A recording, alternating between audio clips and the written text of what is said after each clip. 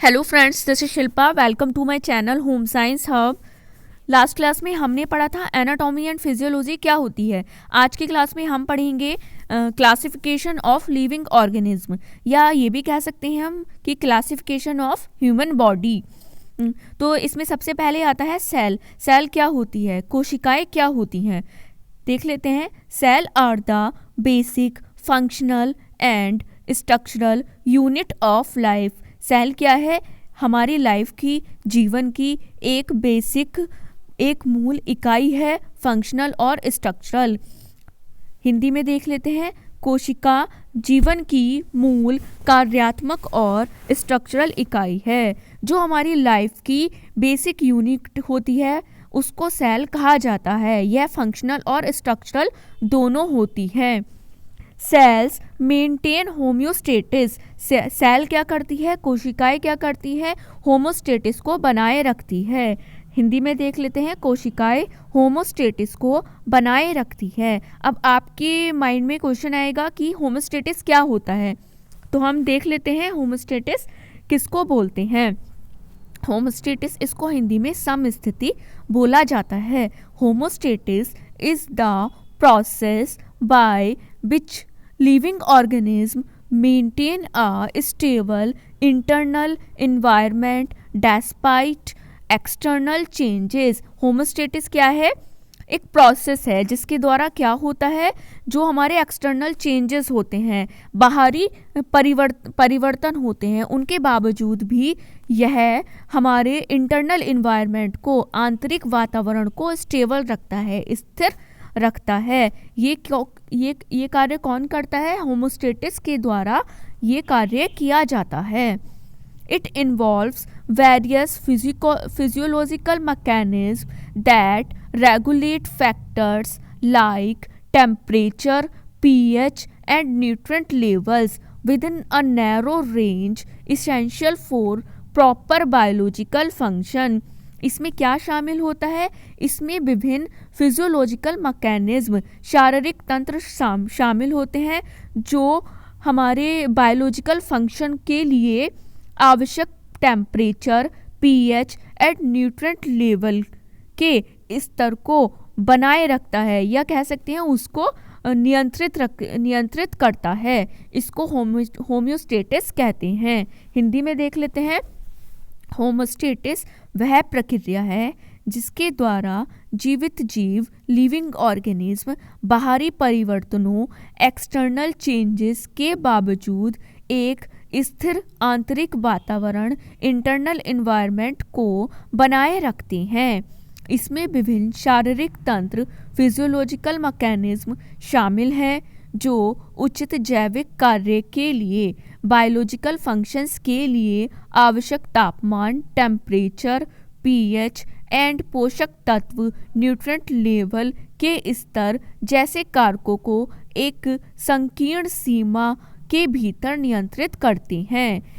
आप simple language में ये समझ सकते हैं कि यह एक ऐसा प्रोसेस है, होमोस्टेटिस एक ऐसा प्रोसेस है जो एक्सटर्नल चेंजेस के बावजूद, जो हमारे बाहरी चेंजेस होते हैं, बाहरी परिवर्तन होते हैं, उनके बावजूद भी हमारे इंटरनल इन्वायरमेंट को, हमारे आंतरिक वातावरण को स्टेबल रखता है।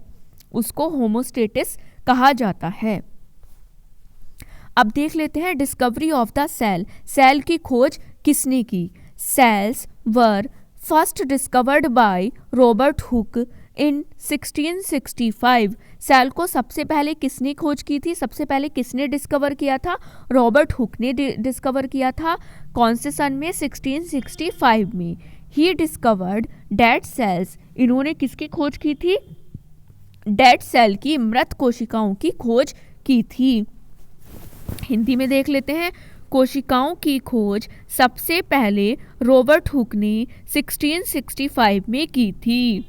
समझ आया। सबसे पहले रॉबर्ट किसने डिस्कवर किया था सेल को, रॉबर्ट हुक ने किया था। कौन से सन में, 1665 में।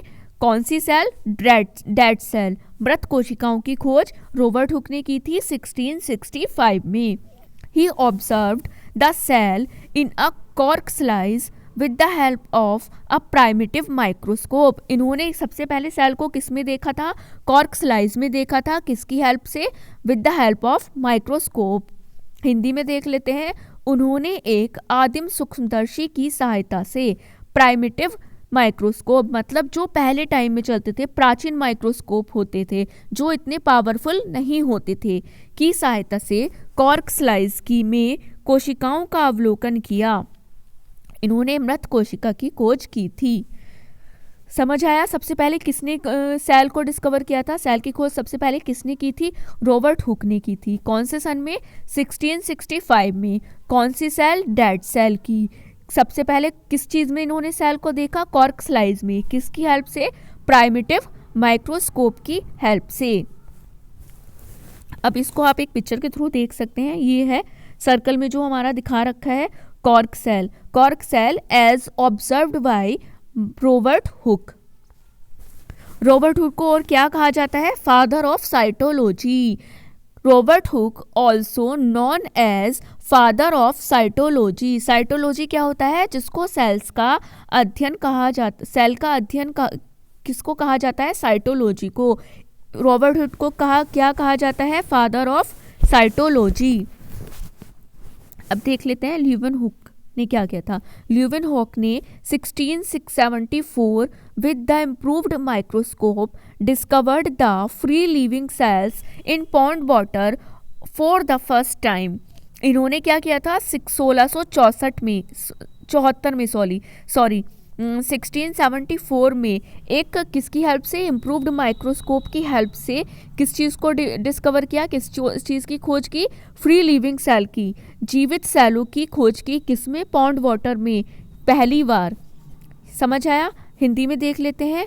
ल्यूवन हुक 1674 ने उन्नत सूक्ष्मदर्शी इम्प्रूव्ड माइक्रोस्कोप से पहली बार तालाब के पानी में मुक्त जीवित कोशिकाओं, फ्री लिविंग सेल्स की खोज की थी। ल्यूवन हुक ने क्या किया था? 1674 में इम्प्रूव्ड माइक्रोस्कोप से लिविंग सेल की पॉन्ड वाटर में, तालाब के पानी में सेल की खोज की थी। सेल को देखा था, सेल को डिस्कवर किया था। और रॉबर्ट हुक ने किस में किया था? कॉर्क स्लाइस में डेड सेल की खोज की थी। अब देख लेते हैं ल्यूवन हुक का पूरा नाम क्या है? Anton van Leeuwenhoek. इसको क्या कहा जाता है? He is also as the founder of microscope. इनको माइक्रोस्कोप का फाउंडर भी कहा जाता है। किसको? ल्यूवन हुक को।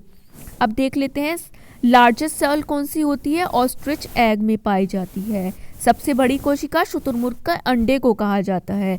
Smallest cell of the human body sperm, जो किस में होता है? मेल्स में पाया जाता है। Smallest cell of the human body sperm. शुक्राणु को बोलते हैं, जो किस में पाया जाता है? मेल्स में पाया जाता है। मानव शरीर की सबसे छोटी कोशिका शुक्राणु, जो किस में होती है? मेल्स में होती है। The largest cell of the human body ovum, जो किस में होती है? फीमेल्स में पाई जाती है। मानव शरीर की सबसे बड़ी कोशिका कौन सी होती है? अंडाणु, ओवम, जो किस में पाई जाती है? फीमेल्स में पाई जाती है।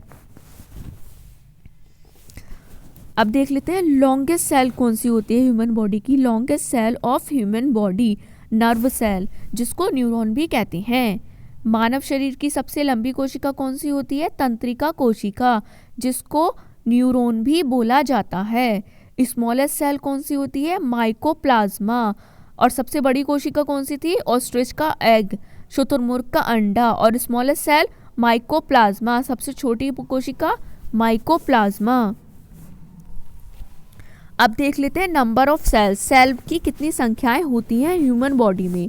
Human body has trillions around 37.2 of cells. Human body में कितनी सेल होती हैं? खरबों में सेल होती हैं, ट्रिलियंस में सेल होती हैं, जो लगभग 37.2 ट्रिलियंस होती हैं। मानव शरीर में, हिंदी में देख लेते हैं, मानव शरीर में खरबों लगभग 37.2 कोशिकाएं होती हैं। अब देख लेते हैं आकार, साइज ऑफ सेल। सेल का क्या आकार होता है? The size of cells in living organism may be as small as the millionth of a metre. Micrometre और माइक्रोन ये क्या होती हैं? यह 1 मीटर के 10 लाखवें हिस्से जितनी छोटी, माइक्रोमीटर या माइक्रोन भी हो सकती हैं, और सेंटीमीटर और may be as larger as the few centimetre, और कुछ सेंटीमीटर जितनी बड़ी भी हो सकती हैं। हिंदी में देख लेते हैं। जीवित जीवों में कोशिकाओं का आकार, लिविंग ऑर्गेनिज्म में सेल्स का आकार 1 मीटर के 10 लाखवें हिस्से, 1 मीटर के 10 लाखवें हिस्से, millionth of a metre, micrometre या माइक्रोन जितनी छोटी हो सकती हैं या कुछ सेंटीमीटर जितनी बड़ी भी हो सकती हैं। कितना क्या होता है साइज सेल का? यह millionth of a metre, 1 metre के 10 लाखवें हिस्से जितनी छोटी या कुछ सेंटीमीटर जितनी बड़ी भी हो सकती हैं। The smallest cell is 0.1 to 0.5 micrometre in bacteria. Smallest cell कितनी बड़ी होती है, कितनी लंबी होती है? माइक्रोमीटर 0.1 to 0.5 माइक्रोमीटर होती है। कितनी होती है? बैक्टीरिया में होती है 0.1 to 0.5 माइक्रोमीटर।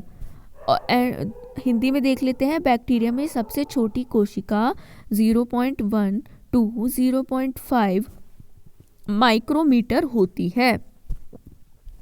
अब देख लेते हैं। The largest cell measuring 130 mm to 170 mm in the egg of an ostrich. जो सबसे बड़ी कोशिका होती है मापने पर, वो कितनी होती है? 130 mm to 170 mm होती है। किसमें? ऑस्ट्रिच के, शुतुरमुर्ग के अंडे में। हिंदी में देख लेते हैं। 130 mm to 130 mm मापने वाली सबसे बड़ी कोशिका शुतुरमुर्ग का अंडा है। समझ आया? सबसे छोटी किस्म होती है बैक्टीरिया में होती है 0.1 to 0.5 माइक्रोमीटर, और सबसे बड़ी 130 mm to 170 mm ऑस्ट्रिच के अंडे में। यह millionth of a metre, 1 metre के 10 लाखवीं जितनी छोटी भी हो सकती है और कुछ सेंटीमीटर जितनी बड़ी भी हो सकती है। तो ऐसे ही मेरी क्लास में बने रहिए। अगर आपको मेरी वीडियोस अच्छी लगती हैं, आपको लगता है मेरी वीडियोस आपके लिए इन्फॉर्मेटिव है, तो प्लीज़ मेरी वीडियोस को लाइक एंड शेयर कीजिए। And please don't forget to subscribe my channel. मेरे चैनल को सब्सक्राइब करना ना भूलें, एंड बेल आइकन को ज़रूर प्रेस कीजिए जिससे आपको मेरी वीडियोस की नोटिफिकेशन मिल सके। एंड प्लीज़ कमेंट सेक्शन में अपने रिव्यूज़ ज़रूर दीजिए। आपको मेरी वीडियोस कैसी लगती हैं, आपको मेरी क्लास कैसी लगती है। Thank you, thanks for watching.